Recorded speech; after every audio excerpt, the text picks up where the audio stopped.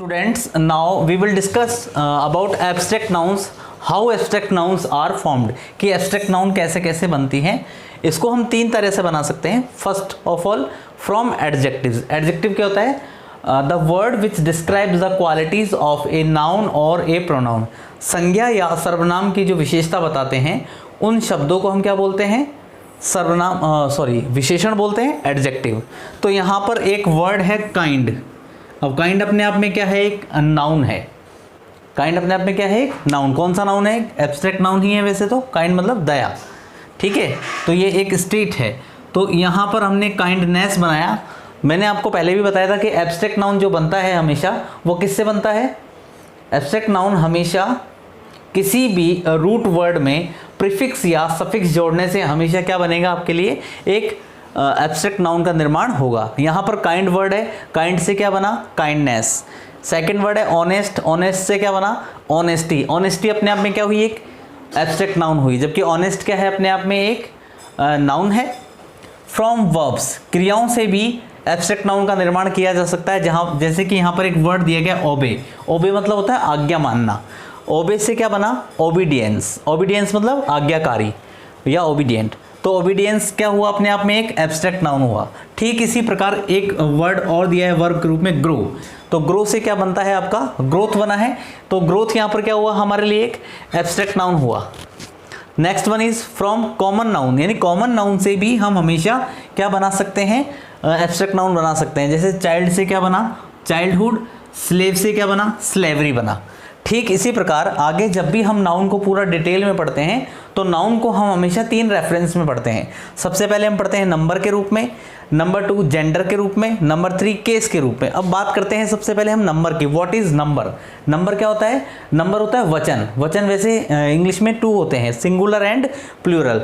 जो एक ही चीज़ को, जो वन थिंग को डिनोट करता है उसे हम क्या बोलते हैं? सिंगुलर।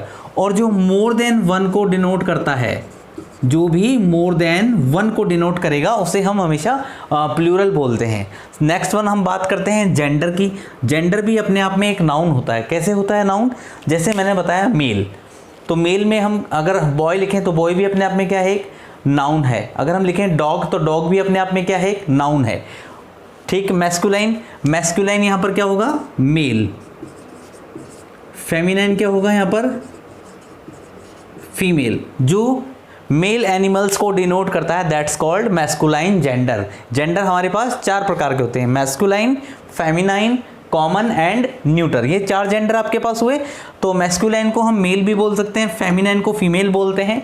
अब बात करते हैं कॉमन नाउन की। अब आपको मेल और फीमेल तो पता है, बात आती है कॉमन नाउन की। What is common noun? Common क्या होता है? जो मेल और फीमेल दोनों के लिए एक समान शब्द का प्रयोग किया जाता है उसे हम किस में काउंट करते हैं? कॉमन नाउन में, कॉमन जेंडर में काउंट करते हैं। कैसे होगा कॉमन जेंडर? सपोज करिए यहाँ पर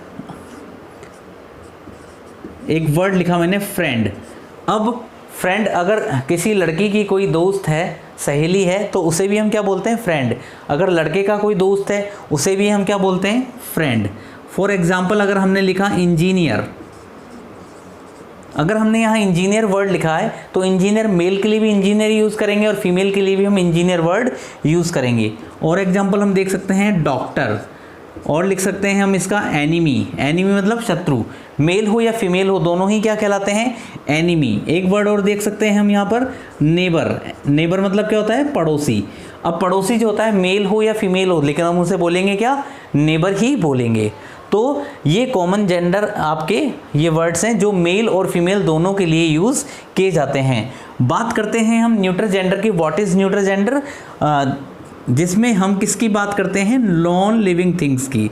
जहाँ पर भी नॉन लिविंग थिंग्स की बात की जाती है वहाँ पर हमेशा जेंडर कौन सा होता है? आपका न्यूट्रल जेंडर होता है, नपुंसकलिंग, जिसका नाइदर मेल नॉर फीमेल, ना तो वो नॉर मेल होता है ना ही वो फीमेल होता है। और कॉमन क्या होता है? Both male and female are same word. जहाँ पे मेल और फीमेल दोनों के लिए सेम वर्ड का यूज़ किया जाता है दैट्स कॉल्ड कॉमन जेंडर।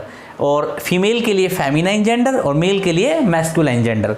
ठीक इसी प्रकार हम बात करते हैं यहाँ पर केस की। अब हम बात करते हैं केस। केस होता क्या है? केस को हम हिंदी में भी पढ़ते हैं और हिंदी में हम इसे कारक के नाम से जानते हैं।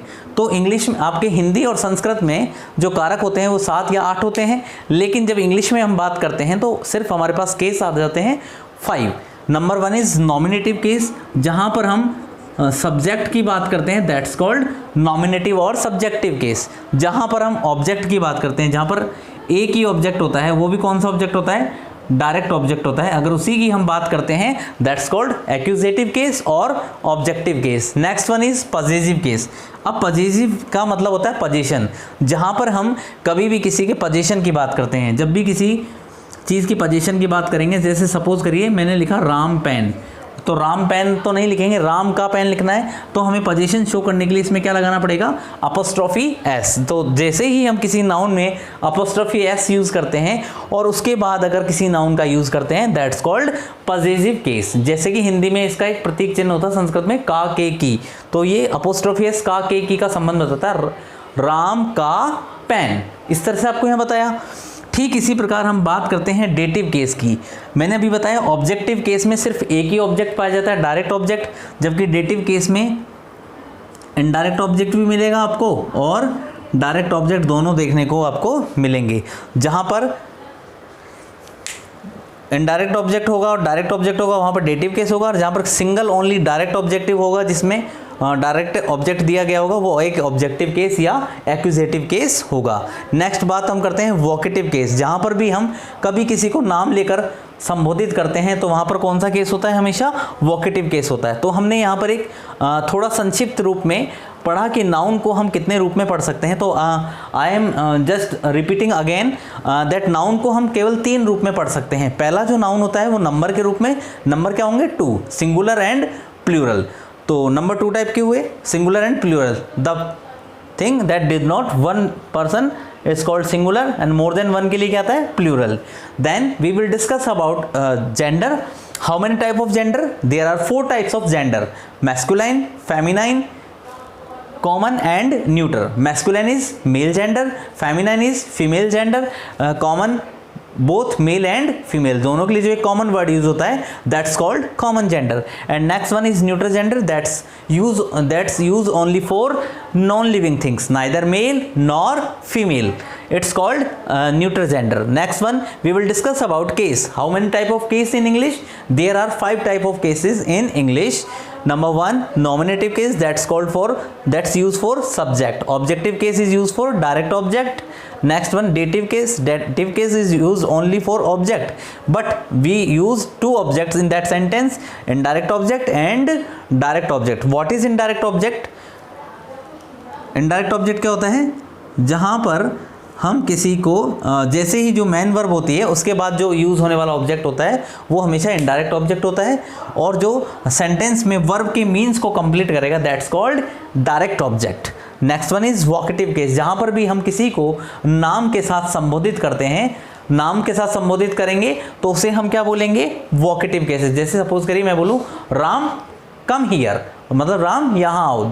एक मैं बोलता कम हियर और एक मैंने किसी को नाम लेकर बुलाया राम कम हियर, तो जैसे ही मैंने राम कम हियर बोला दैट्स इज वोकेटिव केस। तो यहाँ पर हमने ये नाउन के किस किस रेफरेंस में हम नाउन को स्टडी करते हैं वो देखा।